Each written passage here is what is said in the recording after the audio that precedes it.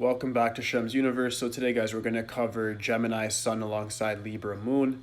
This is an interesting combination. I was thinking two air signs going together would just be a very easy match. When I study Sidereal astrology, it's always something different. So it makes it very, very fun. So what we have is the 5th and the 9th disposition that's made up for these guys, makes them temporary enemies.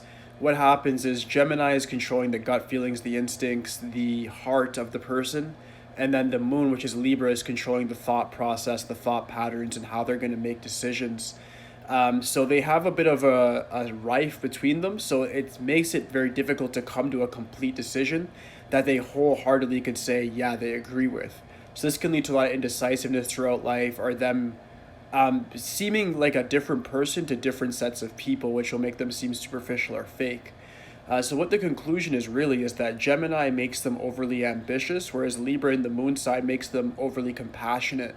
So what happens is a Gemini person, especially when it's a sun sign, it's going to make you want to just strive for more and more and more accumulation, use your intellect to make more money, get maybe a variety of incomes, do a lot of activities, pleasure seeking, all these things, right? Except the gift of gab. You have all these special gifts and your mind's working so quickly. When you have Libra moon, it's going to come there and say, yes, I have these ambitions, but what about this or this person? How is this crossing different boundaries? What about my family? What about my friends? What about my greater community? What are all these people are just, what are these cultural norms going to perceive me as? What are they going to think? And when you get into that, that's when you get a mixture of somebody who's definitely ambitious, but they're their own worst enemy. They in turn end up holding themselves back.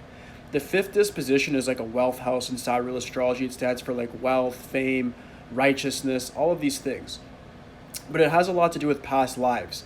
So the interesting thing about this combination is that if the person was a very good person in their prior reincarnation, even though that these signs are temporary enemies due to their dispositions, they can still end up having a very, very good result with the enmity between them. Meaning they might have a lot of ambition, but they'll actually follow through with that more while still having compassion and sort of doing a balancing act with them. That's the key anyways, to have the balancing act if this is you.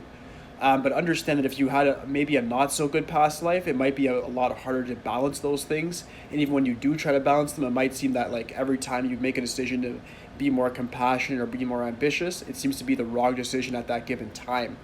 The next the next disposition is the 9th disposition, which is like the most righteous house. It's about morality, higher spirituality, your learning.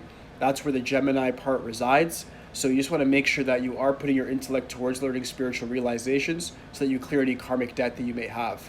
That does conclude the video, guys. Like, subscribe, holla, peace.